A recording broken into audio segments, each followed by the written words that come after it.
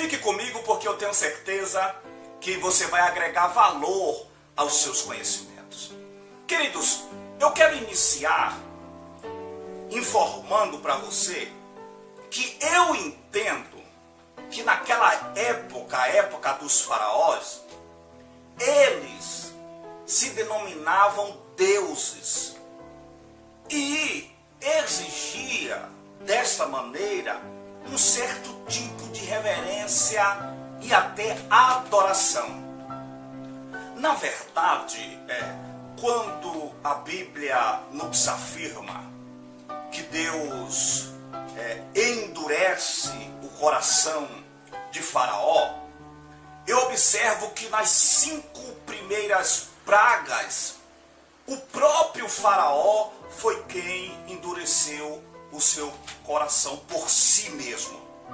Na verdade, queridos, nós acabamos por entender que quando vamos examinar e estudar a história da nação de Israel, quando se encontrava cativa, escravizada na terra do Egito, nós descobrimos uma nação idólatra. Cada praga que Deus derramou na terra do Egito era Deus mostrando o seu poder sobre aqueles deuses que eram adorados ali na terra do Egito. Quando Deus transformou as águas do rio Nilo em sangue, Deus estava jogando por terra uma adoração que existia com o próprio rio. O Deus existia, eu vou colocar aqui na edição para você dar uma olhada, uma examinada, o Deus do Nilo. Existia a deusa Rã, deusa com D minúsculo. Vou colocar a foto dela aqui para você dar uma olhada. Então, a praga das rãs era Deus derrotando esta deusa. Existia um Deus que era considerado o Deus da magia, conhecido como Tote. Vou colocar a foto. Então, cada praga, a praga das moscas, a praga das úlceras, a própria deusa tinha seu formato de uma vaca, outros deuses com formato de touro, deuses com formato de cabeça de cachorro, de animal. Então, cada praga que Deus derramava na terra do Egito, Deus estava jogando por terra um ídolo do Egito. Um ídolo do Egito. Na verdade, meus queridos, a Bíblia diz que Deus endurece o coração de Faraó. É neste ponto que os calvinistas pegam pesado para defenderem a sua tese de que não existe livre-arbítrio.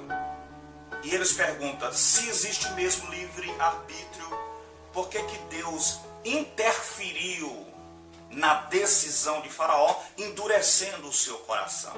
Eis aí a indagação, eis aí a grande pergunta.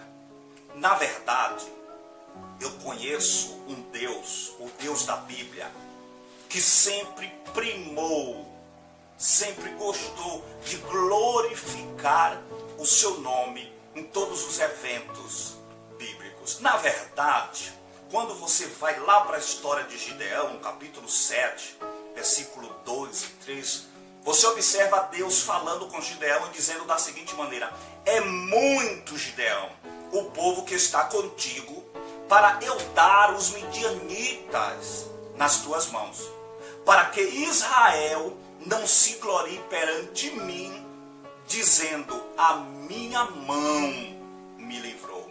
Ou seja, Deus vai à guerra somente com 300 homens, o que, segundo a ótica humana, quem entende de estratégia de guerra sabe que era uma missão suicida ou uma missão impossível, mas não existe nada impossível para Deus quando Ele quer glorificar o seu nome.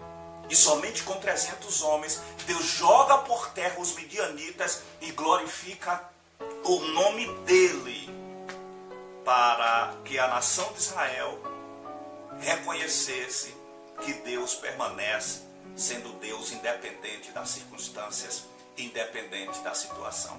O Salmo de número 115, o verso 1 diz assim: não a nós, Senhor, não a nós, mas ao teu nome dai ou daremos glória.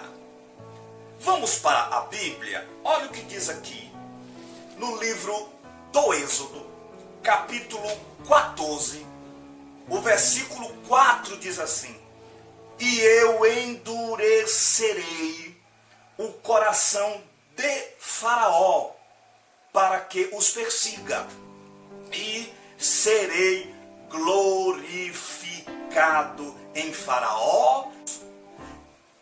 Deus foi glorificado em Faraó.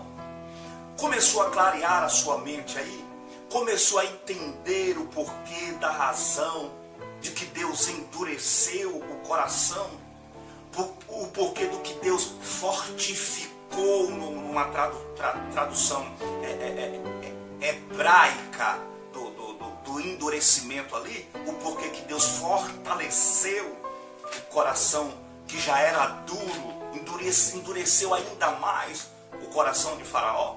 O próprio, para encerrarmos essa questão polêmica, o próprio apóstolo Paulo enfatiza em uma de suas cartas essa questão. Deixa eu procurar aqui Romanos 9, versículo 17. Olha o que diz. Olha o que Paulo diz em Romanos 9, 17. Porque diz a Escritura a Faraó: para isto mesmo te levantei, para te mostrar o meu poder, e para que o meu nome seja anunciado em toda a terra. Por quê? Versículo 18. Logo pois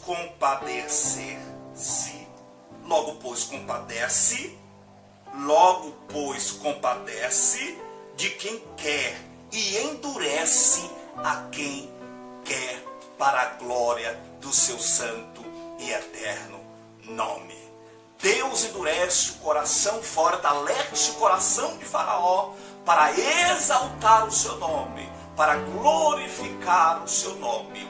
Assim como nas 5 primeiras pragas, o próprio Faraó, com seu coração duro, impede a saída do povo, as pragas são derramadas, os deuses com D minúsculos são derrotados, e Deus mostra que Ele é o Deus maior em toda a terra. E acima dele não existe nenhum outro Deus de tamanho poder, de tamanha majestade, que opere maravilhas.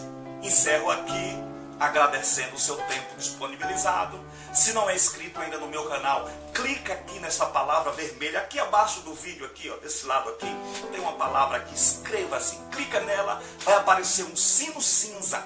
Clica também nesse sino, deixa ele ativado para receber todas as nossas notificações. Assim que eu postar um vídeo novo, você será avisado no seu celular, tablet e computador.